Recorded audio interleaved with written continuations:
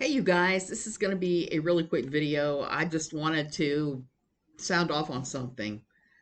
I've read a little bit more of Jill Duggar Dillard's book, Counting the Cost, but last night I took a break. Instead of reading that, I went to read about a fictional kingdom being built. I started reading, I picked up my place in Blood and Fire, the George R. Martin book about the Targaryens, which is kind of similar and not similar in some ways to the Duggar book, because the Duggar book was also about building a fake kingdom in the same way, in some ways, as that book, which is fictional, and this one that is not fictional.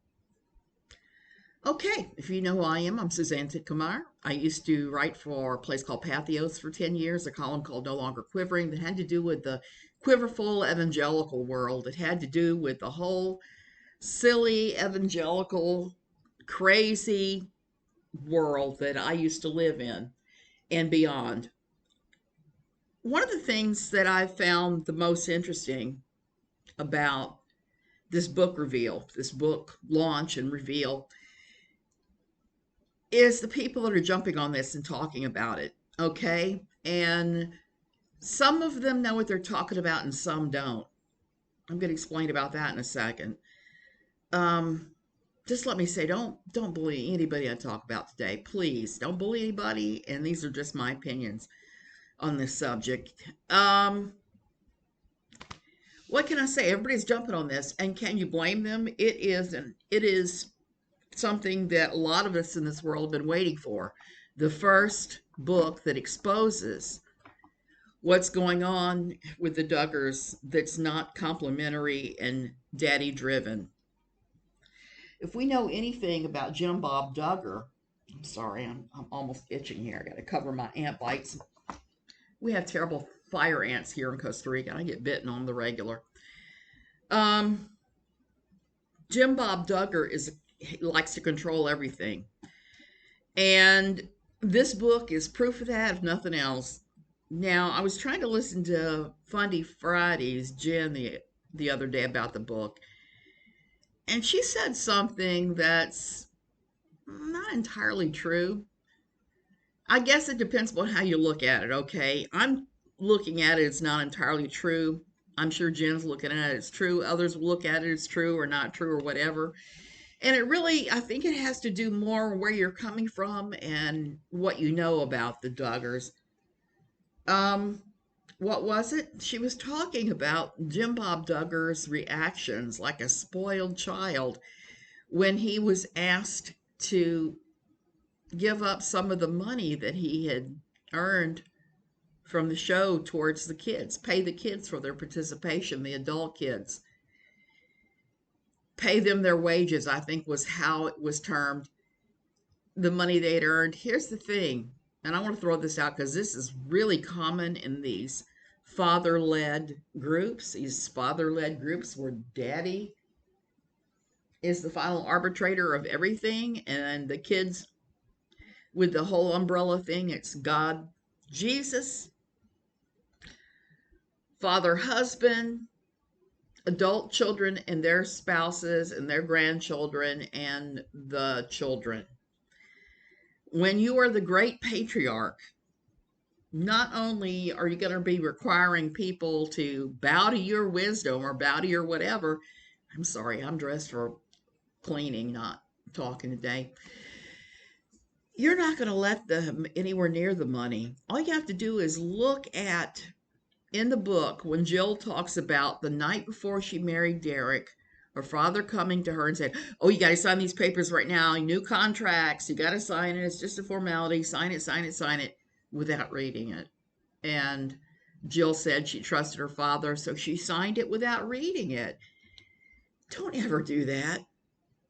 What she signed was she signed away her participation points, her money, to her father.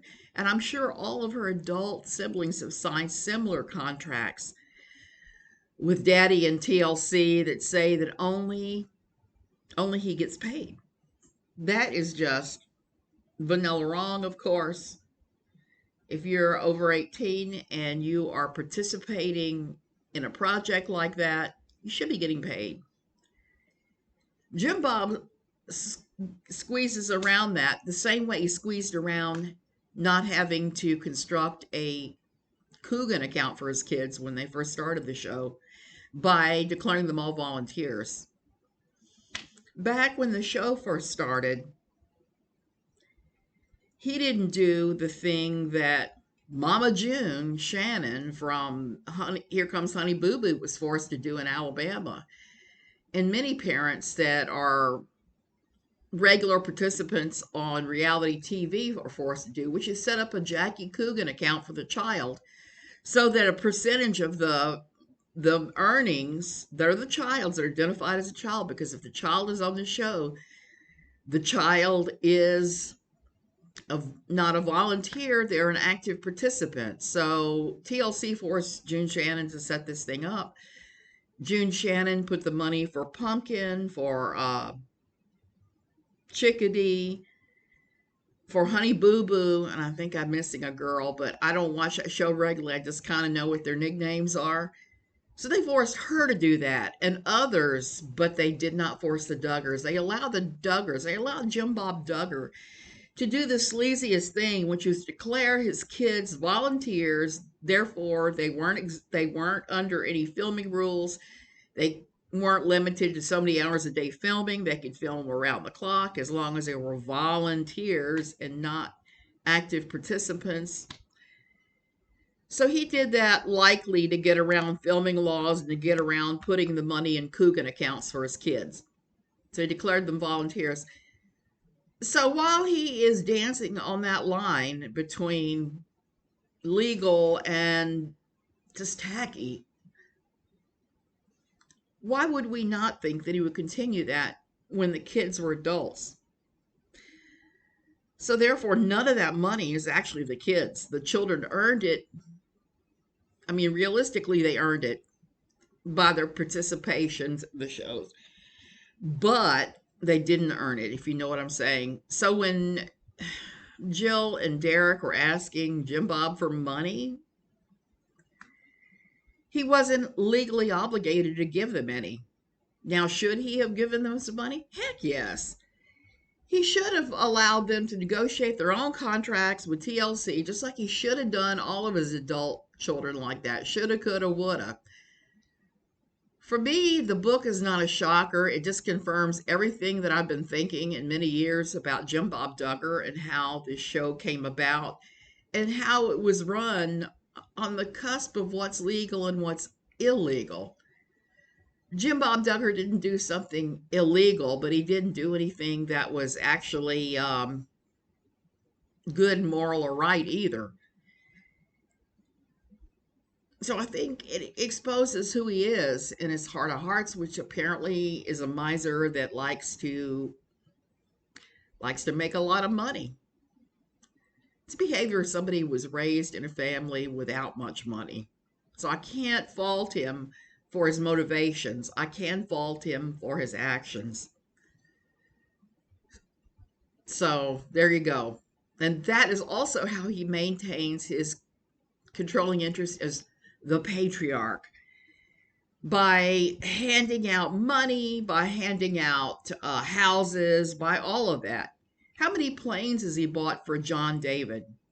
Keeps John David and Abby in line with the planes, I'm sure. He keeps many of his adult children in line by saying, this could all go away tomorrow. That is what a petty dictator does. That's what Hitler does. Well, no, let me throw that one out. I don't want to be violating internet law number 34. That is what, that is what somebody like